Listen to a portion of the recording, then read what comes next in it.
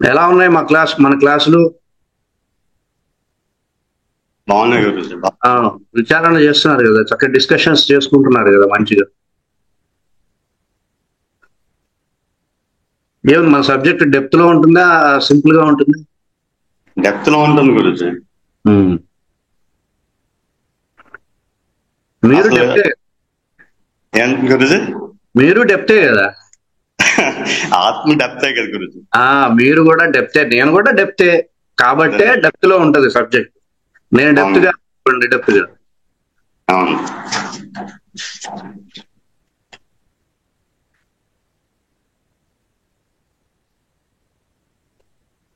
So subject చాలా depth కాబట్టి మీరు చక్కగా ఎక్కువ డిస్కషన్స్ చేసుకుంటూ, ఎక్కువ దాని మీద ప్రశ్నించుకుంటూ, సంవాదం చేస్తూ, సమన్వయం చేసుకుంటూ, ఇది ఇది ఇలా చేయాలి, ఇది ఇలా ఆచరించాలి, ఇది ఎందుకు చెప్పారు, ఆ విధంగా సమాధాన పడుతూ మీరు సాధన చేయగలిగితే కేవలం లా ఆఫ్ అట్రాక్షన్ ఏంటి, అంతకు మించింది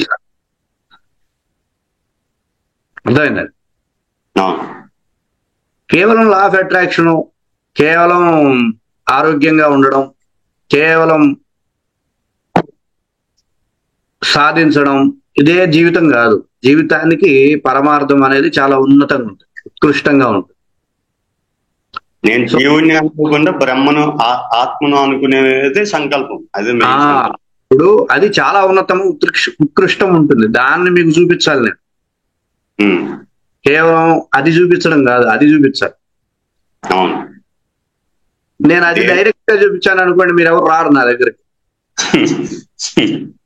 సో నాయన, మనం వెళ్ళే మార్గంలో ఆరోగ్యం అనేది వచ్చేస్తుంది, సంకల్పాలు సిద్ధించుకోగలుగుతాం, అంతా బ్రహ్మాండం ఉంటుంది. ఇది నేను చెప్పడం కాదు, శాస్త్రమే చెప్పి.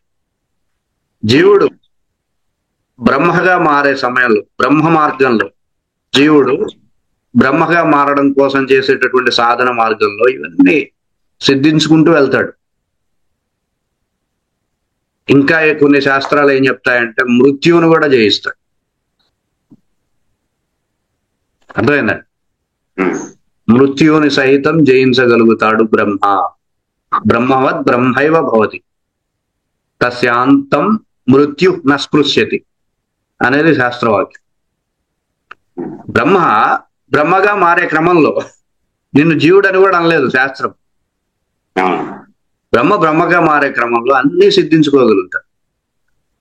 సో యు ఆర్ బ్రహ్మన్, అవునా కదా? సో అంత ఉన్నతమైనటువంటిది మీకు దర్శింపజేయడం, సో అంత ఉన్నతమైన దాన్ని మీరు పట్టుకోవాలి. కాబట్టి ఒకేసారి పరం బ్రహ్మ ఇట్లాంటివి అంటే మీరు భయపడతారు. కాబట్టి ఇదేదో మనకు కొంచెం కష్టం లాగా అనిపిస్తుంది అంటారనే ముందు ఏం చేశాము, సింపుల్ గా హెల్త్ కోసం అని, లా ఆఫ్ అట్రాక్షన్ కోసం అని చెప్పి, మీరు ఈ సాధనల మీద ఆకర్షణ పడితే సాధనలో ఉండేటటువంటి సత్యాన్ని అర్థం చేసుకొని, అరే నిజంగానే హెల్త్ ఇంప్రూవ్ అవుతుంది కదా, నిజంగానే అట్రాక్ట్ చేయగలుగుతున్నాం కదా, ఓ పాజిటివ్ ఫీల్డ్ డెవలప్ అయింది కదా, నాలో యాటిట్యూడ్ చేంజ్ అవుతుంది కదా, నా విచారణ సామర్థ్యం పెరిగింది కదా, అవునా కదా? అవును. గతంలో మాట్లాడడానికి ఇబ్బంది పడుతున్న వాళ్ళు నిన్న డిస్కషన్ లో దుమ్ము లేపుతున్నారు, అవునా కదా? సబ్జెక్ట్ మీద సో అదేంది, విచారణ సామర్థ్యం పెరిగింది, అనలైజ్ కెపాసిటీ పెరిగింది, తర్కం అర్థం చేసుకుంటున్నారు, లాజిక్ అర్థం చేసుకుంటున్నారు, దాని వెనకేంటి, దాని ముందేంటి, దాన్ని ఎట్లా ఆచరించాలి, దాన్ని ఎట్లా మనం సమన్వయం చేసుకోవాలి, దాన్ని ఎట్లా ఇంప్లికేషన్ ఎట్లా చేయాలి, ఎట్లా ఆచరించాలి, ఇవన్నీ స్పష్టత తెచ్చుకుంటున్నారంటే ఏంటి, వాళ్ళల్లో ఎనర్జీస్ డెవలప్ అవుతున్నాయి అని అర్థం. ఎప్పుడైతే ఎనర్జీస్ డెవలప్ అవుతున్నాయంటే అట్రాక్షన్ అనేది దగ్గర పడుతుందని అర్థం. అర్థమైందండి? ఇలా నువ్వు ఎదగాలి, అంతేగాని లౌకికమైనటువంటి అంశాలు, క్షణికంగా ఉండేటటువంటి అంశాల కోసం మనం ఏ ఒక్క క్షణం కూడా వెచ్చించకూడదు. అర్థమైందండి? ఇప్పుడు మనం డెవలప్ చేసుకున్న సామర్థ్యాలు శాశ్వతం, మనకు కలిగినటువంటి విభూతులు అనేవి శాశ్వతం. ఆ తర్వాత ఈ లౌకికమైనటువంటి అంశాలు ఏవైతే ఉంటాయి అవన్నీ సింపుల్, కుక్క తోక లాంటిది. అదే, కుక్కకి బిస్కెట్ వేస్తే కుక్క ఎట్లా వస్తుందో అట్లా వస్తాయి అవన్నీ. నువ్వు బ్రహ్మవైతే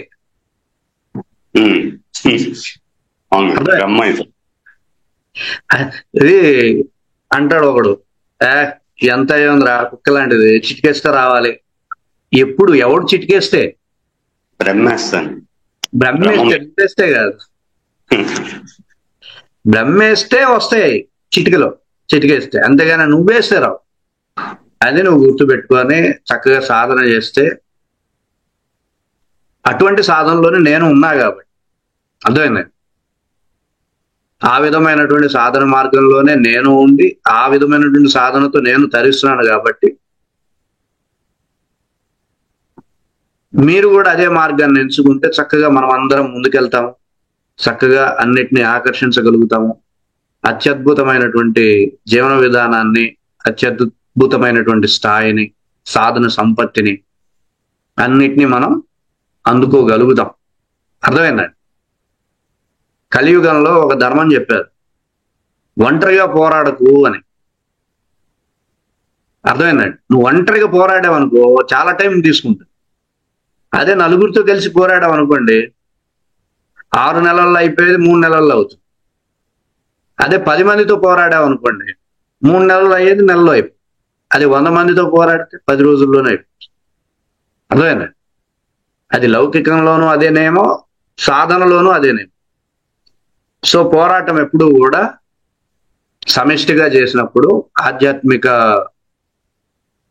వృష్టి అనేది మనకు కలుగుతుంది.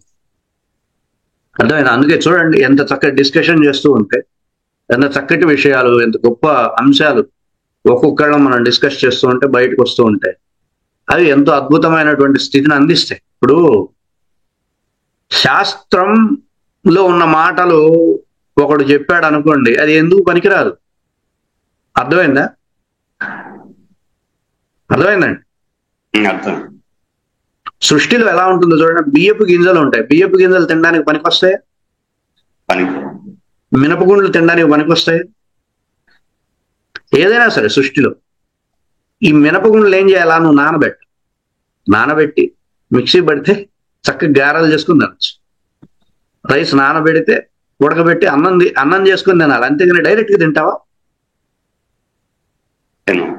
ఎలా అయితే ఏ పదార్థం అయితే సృష్టిలో దేన్ని డైరెక్ట్ గా తీసుకోవడానికి వీల్లేదు కాబట్టి అది పచనం కావాలి, ఫస్ట్ పక్వం అవ్వాలి, పచనం అవ్వాలి. అలాగే జ్ఞానం కూడా అంతే, ముడి పదార్థంగా ఉంటుంది. ముడి పదార్థం గురించి మాట్లాడుకుంటే ఏం లాభం? రామాయణం ఉంది, ప్రవచనకారుడు కూర్చుంటాడు, చక్కగా బొట్లు పెట్టుకొని పంచేసుకొని కూర్చుంటాడు, ముందు చాలా మంది కూర్చుంటారు, ముత్తైదులు, ఆడవాళ్ళందరూ. రామాయణం ఇలా శ్లోకం చెప్పింది అంటాడు, ఏమర్థమైంది? ఏమర్థమవుతుంది? ముడి పదార్థం అది. దాన్ని ఏం చేయాలా? నువ్వు నానబెట్టు, ఓ రోజంతా నానబెట్టు, ఓ 6 నెలలు నానబెట్టి దానిలో ఉండే సారాంశం చెప్పావు అనుకో, అది కదా మనిషిని ఎదిగేలా చేసేది. అర్థమైందండి? మనం కూడా నానబెట్టాలి. మనకు తెలిసినటువంటి అంశాన్ని, జ్ఞానాన్ని నానబెట్టి దాన్ని పచనం చేసి జీర్ణం అయిపోయేలాగా చేయగలిగినప్పుడు అది నీ జీవితంలో ఆకర్షణనిస్తుంది, ఆనందాన్ని ఇస్తుంది, సమృద్ధినిస్తుంది. అంతేగాని డైరెక్ట్ గా తీసుకున్నాం అనుకోండి, ఆ పప్పులు డైరెక్ట్ గా తిన్నాం అనుకోండి, ఏమవుతుంది? హాస్పిటల్కి పడతాం. జ్ఞానం ఎప్పుడు కూడా సరళం చేసుకొని తీసుకోవాలి, జ్ఞాన తీర్థాన్ని. అర్థమైందండి? అది నా ప్రయత్నం. మీరు డిస్కషన్స్ చేయాలి, ఏముందిలే అనుకోవద్దు, చాలా ఉపయోగం ఉంటుంది విచారణ ద్వారా. సో ప్రతి ఒక్కళ్ళు, నేను చెప్తాను, ఈరోజు గ్రూపులో ఉండే ప్రతి ఒక్కళ్ళకి చెప్తాను, కంపల్సరీ డిస్కషన్స్ దాంట్లో ప్రతి ఒక్కళ్ళు భాగస్వామ్యం అవ్వాలి. ఇష్టం ఉన్నా లేకపోయినా ప్రతి ఒక్కళ్ళు భాగస్వామ్యం అవ్వాలి. అలాగే సాధన సెషన్స్ కూడా, సాధన చేసుకునే సెషన్స్ కూడా కండక్ట్ చేస్తారు. నేను గైడ్ చేస్తాను, ఎలా సాధన చేసుకుంటారు, సాధనకి సంబంధించిన అంశాలన్నింటినీ నేను గైడ్ చేస్తాను. చక్కగా ప్రతిరోజు సాధన సెషన్స్ కండక్ట్ చేసుకుని అందరూ కలిసి సాధన చేస్తే సీరియస్ గా చేయగలుగుతారు. ఒకళ్ళు సీరియస్నెస్ పెరుగుతుంది, ఒంటరిగా చేయలేము. అలాగే అందరూ మాట్లాడుతుంటే మనకు కూడా మాట్లాడాలనిపిస్తుంది, నోరు తెరిచి మాట్లాడాలి ప్రతి ఒక్కళ్ళు. తప్ప ఒప్ప ఓ మాట చెప్తారు పూర్వం, శుద్ధం వా బుద్ధం వా కుంతి పుత్రో వినాయక. ఏంటి? శుద్ధం వా బుద్ధం వా కుంతి పుత్రో వినాయక. ఒక ఆయన కూర్చున్నాడు పండితుల మధ్యలో, అందరూ మాట్లాడుతున్నారు, మనం మాట్లాడాలి అనుకున్నాడు. కుంతి పుత్రుడు వినాయకుడు అన్నాడు. కుంతి పుత్రుడు వినాయకుడు ఏంది అనగానే లేచాడు ఒకడు. ఏమయ్యా నీకు బుద్ధి ఉందా? కుంతి పుత్రుడు వినాయక అంటే ఏంటంటే, ఏమయ్యా సంస్కృతంలో ఒక పదానికి చాలా అర్థాలు ఉంటాయి. కుంతి అంటే అమ్మవారికి కూడా ఉంది కుంతి అనే పేరు. సో అడిగి అర్థం అయిపోయింది, అమ్మవారు కదా అని అర్థం అయిపోయి, కుంతి అంటే అమ్మవారు కూడా ఉంది, అమ్మవారి కొడుకే వినాయకుడు అని అన్నాను అని చెప్పుకున్నా. ఆహా ఎంత పండితుడు అని సపోర్ట్. అర్థమైందా? సో మనం మాట్లాడేది తప్పు అనుకోవద్దు, మాట్లాడేసేయాలి ఫస్ట్. అది పవర్, అది శక్తి. అది మౌనంగా కూర్చుంటే లోపల ఉండే ఎనర్జీస్ బలహీనంగా ఉంటాయి. వ్యక్తం అవ్వాలి మనం. వ్యక్తమైతేనే కదా ఎనర్జీ ప్రయోగం అనేది జరుగుతుంది. ఎనర్జీ ప్రయోగం అయితేనే కదా అట్రాక్షన్ అనేది వస్తుంది. ఎంత చెప్పి ఎంత చేసుకొని ఏం ప్రయోజనం? మీరు వ్యక్తం కాకపోతే, నేను తప్పు మాట్లాడుతున్నా ఉప్పు మాట్లాడుతున్నా దేవుడు చూసుకుంటాడు.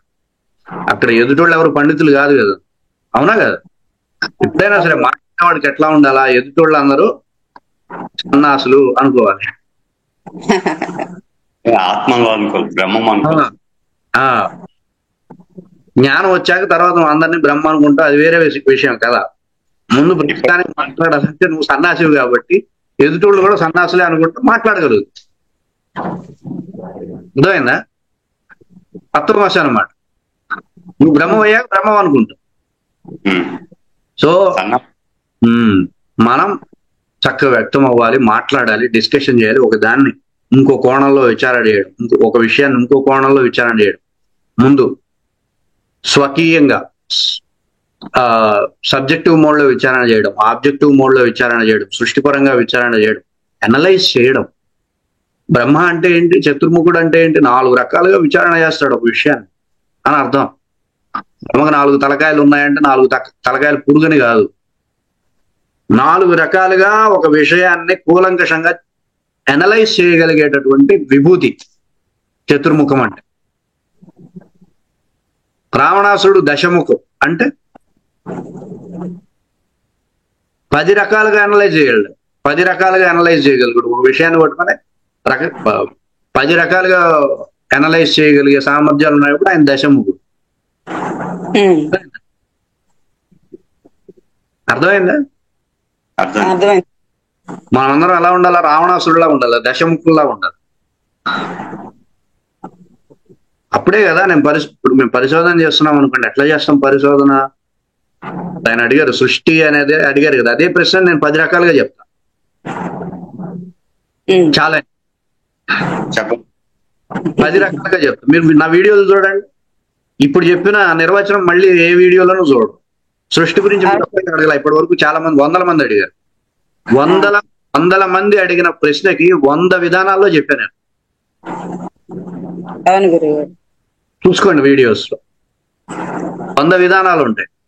ఒకసారి ఇంకోలాగా చెప్తా, ఒకసారి ఇంకో పర్స్పెక్టివ్ లో చెప్తా, ఒకసారి ఇంకో పర్స్పెక్టివ్, ఒకసారి వేరే పర్స్పెక్టివ్ లో, ఒకసారి శాస్త్రం పర్స్పెక్టివ్. అది పరిశోధన అంటే, అది రీసెర్చ్ అనేది. రీసెర్చ్ మెంటాలిటీ మనకి చాలా ఉపయోగపడుతుంది. నాలాగా కఠినంగా చేయమని చెప్పట్లేదు. మాట్లాడాలి, ప్రతి ఒక్కళ్ళు మాట్లాడాలి, వ్యక్తం అవ్వాలి, ఛాలెంజ్ చేయాలి, డిస్కషన్ చేయాలి, మీ గొంతు వినిపించాలి. అర్థమైనా? అది సాధకుడి ముందు లక్షణం. ముందు ఒక అడుగు వేసేవాడిని నువ్వు మాట్లాడాలి. ఫస్ట్ ఒక అడుగు అంటే మాట్లాడడం, తర్వాత దాన్ని అనలైజ్ చేయడం, దాన్ని ఆచరించడం. ఆచరించడం ఎప్పుడు మొదలవుతుంది? నువ్వు మాట్లాడడం. నోటితో మొదలవుతుంది ఏదైనా కథ. నోటితో మొదలై చేతులతో ఎండ్ అవుతుంది. ఒకేసారి చేతుల దగ్గరికి రాదు. కాబట్టి నువ్వు మాట్లాడే విధంగా మేము ఒక వ్యవస్థను ఏర్పాటు చేసాం. కాబట్టి గ్రూప్ పెట్టాము. సీనియర్ సాధకులు కూడా వస్తున్నారు మిమ్మల్ని మాట్లాడించడానికి. ఇంతకంటే ఏం జరుగుతుంది వ్యవస్థ? ఇంతకంటే ప్రోత్సాహం ఏముంటుంది వ్యవస్థలో? చక్కగా దాన్ని ఉపయోగించుకుంటారు, మీరు సాధన చేస్తారు.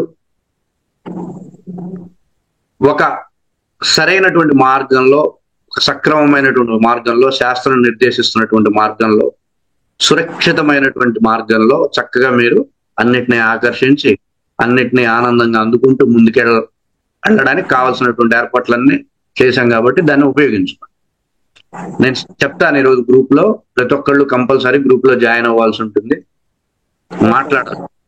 ఎనర్జీ బ్లాక్ గురించి, ఎనర్జీ బ్లాక్ ఏ సందర్భాల్లో బ్లాక్ అవుతుంది కొంచెం ఎక్స్ప్లెయిన్ చేయగలరా? ఇప్పుడు అందరూ మాట్లాడుతున్నారు, నువ్వు ఒక్కడి మాట్లాడకుండా కూర్చుంటాం, మణిపురం బ్లాక్ అయిపోయినట్టు. అది ఒక్కసారి చేయవు, 10 సార్లు చేస్తావు, శాశ్వతంగా బ్లాక్ అవుతుంది. మనం చేసే పనులే బ్లాక్ చేసేది ఎనర్జీ. మాట్లాడాలి, ప్రశ్నించాలా, వాదించాలా, హుషారుగా ఉండాలి. ఏమైపోయింది, ఏమైపోతుంది? చెప్పండి. ఏమీ కాదు.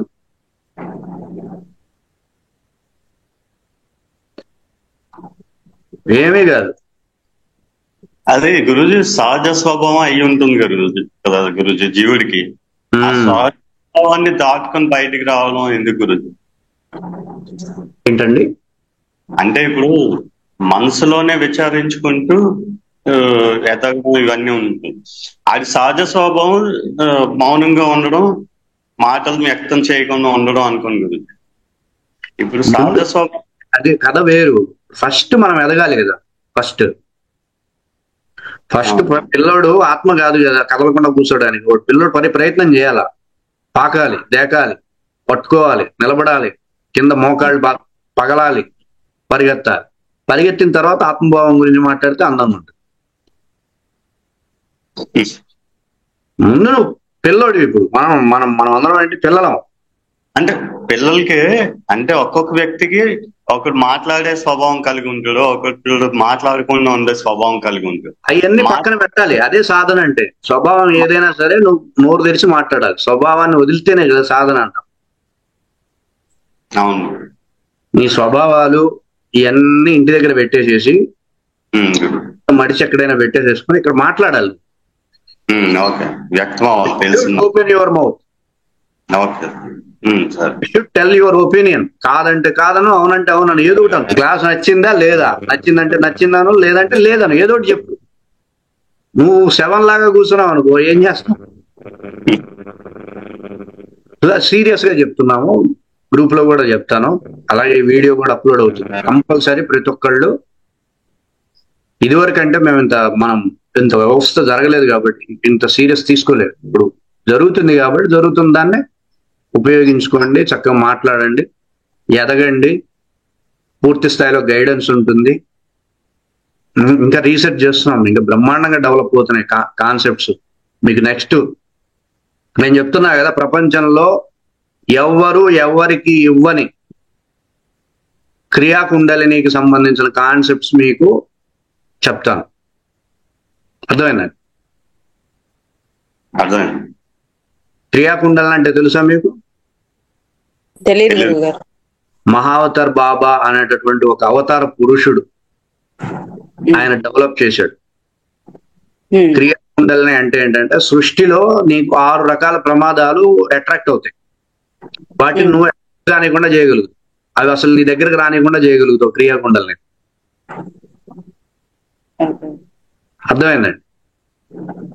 6 ప్రమాదాలు ఏంటి? డెత్, డిసీజ్ ఉంటాయి. 6 రకాల అంశాలు. ఇవి నీ దగ్గరికి రానికుండా చేయగలుగుతావు క్రియాకుండలిని సాధన. అవి మీకు వివరంగా చెప్తా. అదే మీరు అట్లాంటి హయ్యర్ సబ్జెక్ట్స్ ని మీరు పట్టుకోవాలంటే మీరు ఎట్లా అనలైజ్ చేయాలి సబ్జెక్ట్ ని? అవునా కదా? అవును గురువు. ఎలా ఉంటుంది క్రియాకుండలిని, ఎలా ఉంటుంది, కుండలిని అంటే ఏంటి, ఇవన్నీ కూడా మీకు వివరంగా ఎగ్జాంపుల్స్ అనలైజ్ చేసి చక్కగా వివరంగా మీకు చెప్పాలి. అంటే ఆ స్థాయిలో మీరు విచారణ చేయాలి, సబ్జెక్ట్ ని అనలైజ్ చేయాలి. ఇది కుండలిని ఎలా ఉంటుంది, నిన్న కుండలిని గురించి మాట్లాడారు. అట్లా ఒక్కొక్క సబ్జెక్ట్ తీసుకోండి, ఒక్కొక్క అంశం తీసుకోండి, దాని మీదే అయిపోయి మాట్లాడండి అందరూ. ఓ రోజు ప్రాణశక్తి గురించి మాట్లాడండి, ఓ రోజు విశ్వశక్తి గురించి మాట్లాడండి. మీ ఇష్టం. ఓ టాపిక్ తీసుకుంటారు, దాని మీద మాట్లాడండి, తిట్టుకోండి, కొట్టుకోండి, చూడండి, మీ ఇష్టం. ఎవరు గెలిస్తే వాళ్ళే, ఎవరు నిలబడితే వాళ్ళే అన్నమాట. ఎవరు నిలబడితే చూద్దాం చివరు. ఇది జ్ఞానం. జ్ఞానంతో యుద్ధం అనేది చివరికి అందరికి ఆనందాన్ని ఇస్తుంది. ఫిజికల్ వార్ అనేది అందరికీ నష్టాన్ని కలిగిస్తే, జ్ఞానంలో వార్ అనేది అందరికీ ఆనందాన్ని ఇస్తుంది. జ్ఞానంలో ఓడిపోయినా గెలిచినట్టే. అర్థమైందండి? ఆధ్యాత్మికం కదా, ఆధ్యాత్మికంలో ఓటమి గెలుపులు ఉండవు, ప్రయత్నమే ఉంటుంది. సో మన మన మాట చల్లాలి, మన మాట నిలబడాలి అన్నట్టుగా మీరు మాట్లాడితే అందులో ఉండేటటువంటి సత్యం నిలబడుతుంది. సో అట్లా మనం అనలైజ్ చేయాలి, గట్టిగా వాదించుకోవాలి, గట్టిగా మాట్లాడాలి. ఆ సబ్జెక్టు నాకు ఇంత బాగా సబ్జెక్ట్ ఉంది అని చెప్పే వ్యక్తి ఎలా ఉంటాడు, గట్టిగా మాట్లాడతాడు. ఎదుటి వాళ్ళనే ఆపేసైనా మాట్లాడేటట్టుగా ఉంటుంది. అంత స్థాయిలో విచారణ చేయాలి. ఇంకా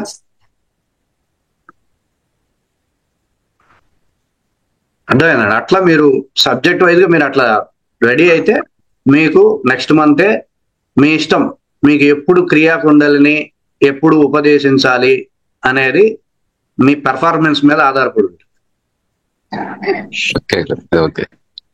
అర్థమైందా? చాలా డెప్త్ సబ్జెక్ట్ అది. క్రియాకుండలి అనేది చాలా క్లిష్టమైన సబ్జెక్ట్. యాక్సిడెంట్స్ ఎట్లా అవుతాయి, రోగం ఎట్లా వస్తుంది, మృత్యు ఎలా ఆక్రమిస్తుంది మనల్ని. క్రియాకుండలిని వేరు, క్రియాయోగం వేరు. క్రియాకుండలిని ఇది ఎండింగ్ పార్ట్. క్రియాయోగానికి క్రియాకుండలిని అనేది ఎండ్ పార్ట్ అన్నమాట. క్లోజ్డ్ లెసన్ అది. ఇక క్రియాయోగం అంతా అయిపోయిన తర్వాత చివరిలో ఉంటుంది క్రియాకుండలిని కాన్సెప్ట్స్ అని. ఇక అసలు వాడప్పుడు ఇక వాడికి పూర్తి స్థాయిలో క్రియాయోగం వచ్చిందని అర్థం. క్రియాయోగం నేర్పిస్తారు గురు? ఏమండి, క్రియాయోగం కూడా క్లాసెస్ ఉంటాయి? ఉన్నాయి, అన్ని ఉంటాయి. మీరు నాకు వాట్సాప్ లో మెసేజ్ చేయండి, అన్ని ఉన్నాయి. క్రియాయోగం అయిపోయిన తర్వాత చివరిలో క్రియాకుండలిని అనేది ఉంటుంది. క్రియాకుండలినితో మీరు లా ఆఫ్ అట్రాక్షన్ అద్భుతంగా చేయగలుగుతారు, ఇటు ఎనర్జీస్ ని అద్భుతంగా ఉంచుకోగలుగుతారు ఆటోమేటిక్ గా, సహజంగా, వితౌట్ ప్రయత్నం. సో మీరు అట్లా సాధన చేస్తే అట్లాంటి సబ్జెక్ట్స్ మనం డెవలప్ చేస్తున్నాం, దాని మీద మెటీరియల్ కూడా రెడీ చేస్తున్నాం. అన్ని ముందు నుంచే ప్రయత్నం చేస్తాను. మీరు పౌరుషాన్ని చూపించాలి. ఓకే, స్పీడ్ ఉండాలి, హుషారు ఉండాలి. ఆధ్యాత్మికంలో మీరు ఎలా ఉంటారన్నదే కదా లౌకికంలో రిఫ్లెక్ట్ అయ్యేది. అవును గురించి. అవును, ఆధ్యాత్మికంలో ప్రతి ఒక్కళ్ళు ఇంజనీర్సే, ప్రతి ఒక్కళ్ళు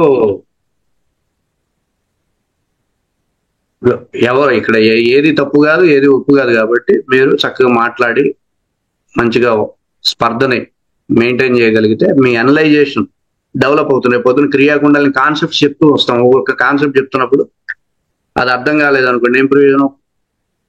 అవునవును, అవి అర్థం కాకుండా ఉండడానికి కూడా వీల్లేదు. అవి అర్థం అవ్వాలి, చెప్తున్నప్పుడే మీకు అర్థం కావాలి. తర్వాత వెంటనే మీరు ప్రాక్టీస్ చేయాల్సింది. ఉపదేశాలు అంటారు, క్రియాకుండలిని ఇట్లాంటి వాటిని ఉపదేశాలు అంటారు. మహావాక్యాలు వీటిని ఏమంటారు? సబ్జెక్ట్స్ కావాలి, ఉపదేశాలు. అవి చెప్తున్నప్పుడే మీకు అర్థం కావాలి. అందుకే ఉపదేశం ఎప్పుడు ఇస్తాడు? చివరిలో ఇస్తాడు గురువు. ఉపదేశం ఎప్పుడు ఇచ్చాడు? చివరిలో ఇచ్చాడు. ఈ యుద్ధం అయ్యాక ఆయన కూడా ఉండడు కాబట్టి ఎండ్ టైంలో ఉపదేశం ఇచ్చాడు భగవద్గీత. ఏదైనా సరే ఉపదేశం చివరిలో ఉంటుంది సాధన.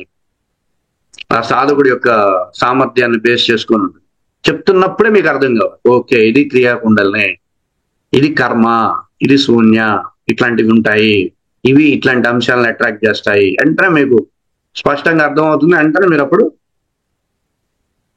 ఉదయం పొద్దున్న లేచిన దగ్గర నుండి రాత్రి నిద్రపోయేంత వరకు ఎనర్జీస్ కి సమన్వయం అవుతూ లైఫ్ లీడ్ చేయగలుగుతారు. అర్థమైందండి? సో అందుకనే సీరియస్ గా తీసుకోండి సాధనలు ఇవి. చక్కగా మంచిగా సాధన చేద్దాం, మంచిగా ముందుకెళ్దాం. అన్ని వస్తాయి, హెల్త్ వస్తుంది, అన్ని వస్తాయి. ఎట్లా? అట్లా అంటే వస్తాయి. వాటికి మనకు ప్రాధాన్యత ఇవ్వద్దు. ముందు నిన్ను నువ్వు తెలుసుకోవాలా, నువ్వు ఎక్కడోడివి, నువ్వు ఎంతటోడివో తెలుసుకో నువ్వు ఫస్ట్. అర్థమైందా? మర్చిపోవద్దు, మర్చిపోం గురువు గారు. నువ్వు ఎక్కడోడివి ఎంతటోడివో తెలుసుకొని సాధన చేయాలి. నువ్వు ఇదే అనుకుంటే ఇదే, నేను చీమ అనుకుంటే చీమ, బ్రహ్మ అనుకుంటే బ్రహ్మ. పిపీలిక అది బ్రహ్మ పర్యంతం అంటారు. బ్రహ్మ అల్టిమేట్. నిన్ను నువ్వు ఎలా దర్శిస్తున్నావు, నిన్ను నువ్వు ఎలా చూసుకుంటున్నావు అనే దాని మీద ఆధారపడి నీ పర్ఫార్మెన్స్ ఉంటుంది. సో మీరు ఎట్లా వ్యక్తం అవుతారన్న దాన్ని బట్టే తర్వాత సాధన అంశాలు ఉంటాయి. ఎక్కడ మనం ఏమి ఆగిపోము, అల్టిమేట్ స్టేట్ కి చేరుకునేంత వరకు పరిగెడుతూనే ఉందాం. ఓకేనా? ఓకే గురువు గారు. ఇవన్నీ వస్తూనే ఉంటాయి, దారిలో వచ్చేస్తూ ఉంటాయి. ఇవన్నీ మనమేమి భయపడాల్సిన అవసరం లేదు. ప్రతిదీ మనకు అనుకూలం అవుతుంది, ప్రతిదీ మనం ఆకర్షించగలుగుతాము. అన్ని మంచిగా జరుగుతాయి. సర్వే భద్రాణి పశ్యంతి అంటుంది కదా ఉపనిషత్తు. ఏమీ భయపడాల్సిన అవసరం లేదు. మనం సాధనలో ముందుకెళ్తూ ఉంటే అన్నీ వచ్చేస్తాయి. సాధనమున సమకూరు ధరలో అంటే ఒక బలహీనమైనటువంటి ఎనర్జీగా తను మారుతాడు. నేనిక మాట్లాడలేను అనేటటువంటి స్థితిలో ఉండేటటువంటి ఎనర్జీగా మారుతాడు. చూసారా ఏమైపోయింది? చూసారా? మరి నువ్వు మాట్లాడకపోతే జరిగే కథ అది. నీకు ఇంత అవకాశం ఇచ్చాం, వాట్సాప్ గ్రూప్ ఇచ్చారు, రాఘవులు అనేటటువంటి అవకాశం వచ్చింది. అన్ని అవకాశాలు ఉన్నా సరే మేము గ్రూపుల్లోకి రాకుండా కూర్చుంటామంటే ఏమవుతుంది? బ్లాక్ అవుతుంది. సృష్టి బ్లాక్ చేస్తుందో లేదో తెలియదు, కానీ నేనైతే బ్లాక్ చేస్తా. ముందుగా వాట్సాప్ లో బ్లాక్ చేయడం. ఇప్పుడు నేను మీకు సృష్టిని అనమాట. సో మనం ముందుకెళ్దాం, పట్టుబట్టి కూర్చుందాం, వచ్చేయాలి అంతే. అట్రాక్షన్ అనేది రావాల్సిందే. అలాగే లైఫ్ అట్రాక్షన్ చేసే వాళ్ళకి ఒక సూచన, క్రియాకుండలినిలో మీకు శంకరాచార్యుల వారి మహావాక్యాలతో నిరూపణ చేసుకుంటూ క్రియాకుండలిని మీరు నేర్చుకుంటారు. సో ఇట్లా సబ్జెక్ట్ మీకు ఎప్పుడు ఎవరు ఈ ప్రపంచంలో ఈ విషయంలో ఎవరు అట్లాంటి స్థాయిలో మీకు ఆ ప్రోగ్రామ్ ఉంటుంది. చక్కగా బ్రహ్మాండంగా ఎంజాయ్ చేస్తారు.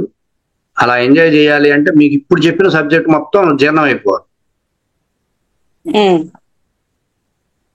మొత్తం ఏదైతే 42 సెషన్స్ లా ఆఫ్ అట్రాక్షన్ కి సంబంధించిన క్రియాయోగాకి ఏవైతే ఉన్నాయో అవన్నీ మీకు A to Z స్పష్టంగా తెలియాలి, స్పష్టంగా అర్థం అవ్వాలి. అప్పుడు మీరు క్రియాకుండలిని నేర్చుకోవడానికి అర్హత వస్తుంది. ఓకేనా? బాగా విచారణ చేద్దాం, డిస్కషన్ చేయండి, డిస్కషన్స్ మీద ఫోకస్ చేయండి. క్రియాయోగం 42 సెషన్స్ అన్నారు కదండి, 24, 18. క్రియాయోగం మీద మనం 18 సెషన్స్ ఉన్నాయి. అలాగే లా ఆఫ్ అట్రాక్షన్ మీద 24 సెషన్స్ ఉన్నాయి. మొత్తం ఇవన్నీ తీసుకోండి, మెడిటేషను, ప్రాణాయామం, మొత్తం అన్నిటి మీద స్పష్టత వచ్చేయాలి. అన్ని లెసన్స్ లాగా తీసుకుంటే అన్ని లెసన్స్ మీద మీకు స్పష్టత వచ్చేయాలి. ఓ పని చేద్దాం, మీరు ఒక 10 రోజులు ఫుల్గా, 10-15 రోజులు ఫుల్గా డిస్కషన్ చేసుకోండి. డిస్కషన్ చేసిన తర్వాత 15 days తర్వాత నేను ఒక సెషన్ కండక్ట్ చేస్తా.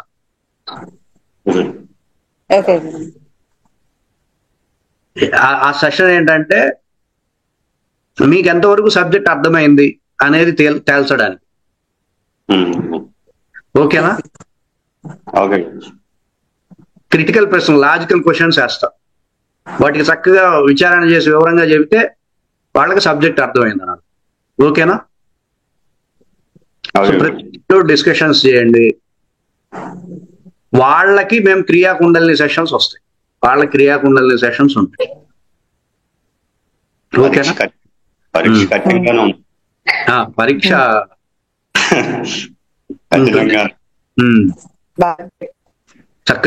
చక్క డిస్కషన్ చేయండి. ఇవన్నీ కూడా మేము ఏదో కాలక్షేపం కోసం కాదు, చాలా మెదడుని ఉడకబెట్టి డెవలప్ చేసాం ఒక్కొక్క కాన్సెప్ట్స్ ని. ఇక్కడ దొరకవు, ప్రపంచంలో ప్రపంచంలో ఎవరికి అది అంత స్థాయిలో వెళ్ళాలి అనేది ఉండదు. వాళ్ళకి దొరికిన దాంతో సంతృప్తి పడేవాళ్లే మొత్తం అంతా. మనం అట్లా సంతృప్తి పడతామా? లౌకికంలో సంతృప్తి పడాలి, ఆధ్యాత్మికం దగ్గర సంతృప్తి ఉండకూడదు. ఇంకా ఉంది అని వెళ్ళిపోవాలి అయ్యేంత వరకు.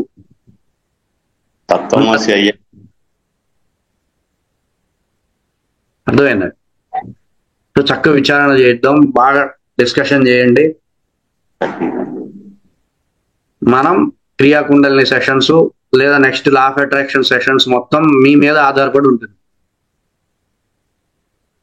మీరు ఎట్లా డిస్కషన్ చేస్తారు, మీరు ఎట్లా సబ్జెక్ట్ డెవలప్ చేస్తారు, మీ వ్యూస్ ఏంటి చెప్తే దాన్ని బట్టే next law of attraction sessions ని మేము కండక్ట్ చేయడం జరుగుతుంది.